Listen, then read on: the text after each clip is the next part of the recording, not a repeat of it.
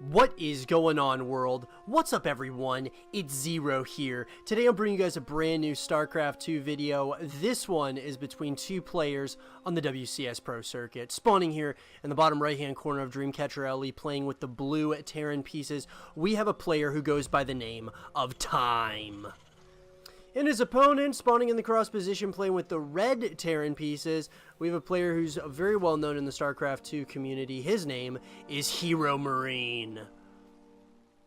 So guys, HeroMarine versus Time. A lot of you may not know about Time, but this guy is someone who you should really start, possibly taking a little bit of some time, no pun intended, to get to know, because he is an absolute monster with the Terran pieces. I have to say so myself. I've been watching him now for a little while, a couple of tournaments now, and he is this guy is a very good Terran player. He's been making it very far in some StarCraft 2 tournaments, so we'll have to definitely keep an eye on him. HeroMarine, though, really needs no introduction whatsoever. This guy is an absolute great player with the Terran pieces. He's been around for a while, and he's been very consistent over the years in StarCraft 2, and I have really enjoyed watching his career in StarCraft 2, and I'm excited to see what it's going to be like, a veteran versus a player of the likes of Time, who's not quite as,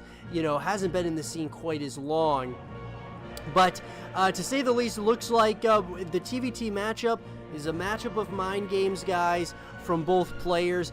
You'll see very similar production tabs on both sides of the map, generally speaking, when it comes to the professional side of StarCraft 2 TVT.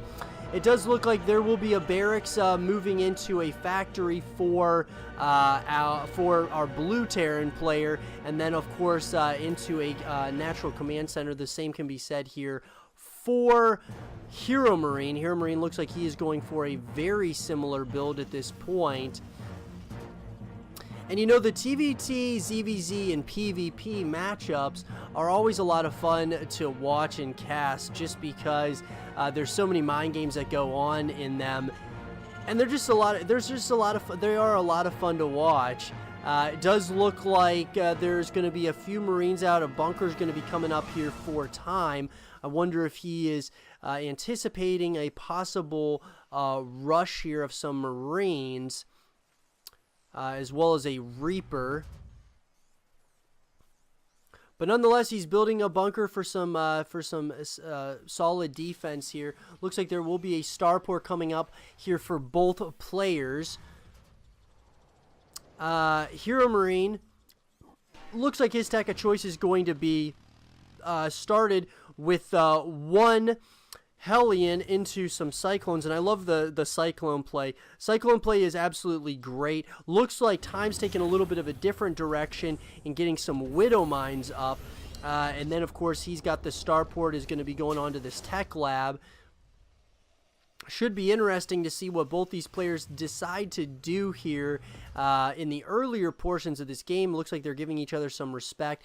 Looks like the cloaking field is going to be coming up here for Time. He's going to be going ahead and getting a Banshee up very quickly. So I wonder if this is going to throw our Terran player in red a little bit off guard here with the cloaked Banshee coming up here. So I'm not sure how much Time is going to be, committing to this, but this may very well do some damage. There is no detection here as far as any turrets. I'm not sure if there's really much. Now, there is a Raven coming out here. This will be very helpful. Another Cyclone's going to be coming out as well, and I like that decision making a lot. The Cyclone play is what I generally when I play with the Terran pieces is something I definitely like to go for. But does look like the third command center is going to be coming out of Time on his side of the map. That cloaking field is getting closer and closer to finishing up here. And it does look like the first Banshee is across the map. The cloaking field has finished, and it looks like he is going to have pretty free range here. Now, there is, of course, the Raven that is going to be there for some detection, which definitely is going to help. Looks like immediately Time is going to be switching back the barracks back onto the tech lab. And it looks like he's going to go back into some marine production, whereas the third base is going to be coming out of HeroMarine as well. So Stimpak's going to be coming up, +1's also going to be coming up. Liberators are going to be coming out of HeroMarine at this point. Both players giving each other a lot of respect right now. And I like this. They've got a couple of these Banshees now that are going to be able to nibble away or shoot away at some of these units. But all of that said and done, nothing too substantial as of yet. So the starport's going to go onto a reactor. Looks like another barracks is going to go onto another reactor. And it looks like our Terran player in blue is going to be moving into siege tanks. So possibly we're looking at mech play here by our blue Terran player. Our red Terran player is playing just kind of macroing up as big of a economy as possible at this point. But it's pretty, like I said, I mean, both players, it's relatively standard on both sides, giving each other a lot of respect here at the very earlier stages of this game. And I'm wondering here who really has the advantage. I would say Time may have a little bit of an advantage simply because of like the army composition he has right now. HeroMarine's a little bit behind on the army. Does have a siege tank that has come out here, but I like the army of Time right now quite a bit. This Hellion down here near that third base location is going to try to start to shoot away at this third base location. So Time does know about this, and it looks like it's going to trigger a push here by Time. And I kind of like this decision a lot, to kind of push into this third base location, getting getting that good positioning with some of those siege tanks. And it does look like that Raven is going to try to shoot away at a lot of these units. Does do exactly that. And it looks like at this point, Time very well might be taking a little bit of a lead here with all of these, with these siege tanks. Now, siege tanks are going to have to move back at this point. Raven is doing, the Ravens are giving so much value for HeroMarine at this point. Very well done on his part with the Ravens. But I don't know if the aggression is finished yet by Time. Time still wants to get some more. Still wants to have a little bit of an advantage here at this point. Got to be very careful with those Ravens. Those Ravens both go down, and that is really big, actually, by Time. Very well played there, but you do not want to overextend if you are Time at this point. That is definitely something you do not want to do. Puts HeroMarine in a very tricky situation, though. All of these siege tanks are in a great position, and it looks like HeroMarine is going to try to shoo away at all these units, and it looks like some of these siege tanks are in a great position right now. Kind of just some jawing back and forth between these two players. Supplies are basically dead even. +1/+1 is coming out of both of them. I should say +2/+2 at this point, but you know, I wouldn't say that either player really has an advantage here. They're just kind of going back and forth at this point, getting some, you know, of course, that scouting information, just trying to test the waters at least at this point. Time is really trying to take the fight to HeroMarine. He's also got his fourth base up and running here, so before you know it, Time's going to take a really significant lead here. Now there is going to be some drop play, it looks like, but possibly it looks like he's going to cancel that because of the imminent push that may be coming here out of Time. More and more units are going to be coming here for Time, and I'm wondering just how intense is this going to get? Because HeroMarine is right now behind in the supply. But he is also, you know, the army compositions. I'm not really liking this current positioning here for HeroMarine. It looks like the fight is about to happen right at the front doorstep of HeroMarine, and a lot of his army is in those medevacs, and it looks like Time is just going to jump on this army and possibly start slow pushing his opponent. Time knows he's got that economic advantage, and these siege tanks are giving so much value. The Surrounder's going to try to come in here for HeroMarine. I wonder if he's got enough units at this point, though. These siege tanks are doing so much damage to all of these Marines, and just like that, though, HeroMarine is able to hold on, but for how long? Time has got going ahead and getting a 5th base out right now, and HeroMarine is still on his 3rd base. So what this is doing is Time is just creating so many opportunities right now for himself and building a bigger and bigger force as we go here.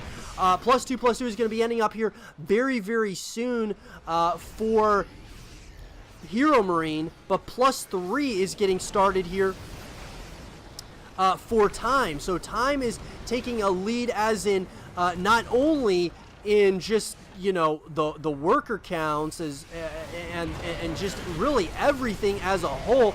He is doing so much work right now all over the map. Now, I don't know if I like this engagement quite for Time. These siege tanks are in great positions right now, doing so much value here for Time, and HeroMarine's supply is starting to kind of fade a little bit.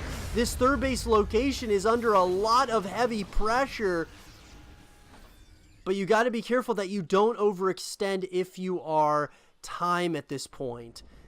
The 5th base is going to be flying over here to what is actually the gold base location.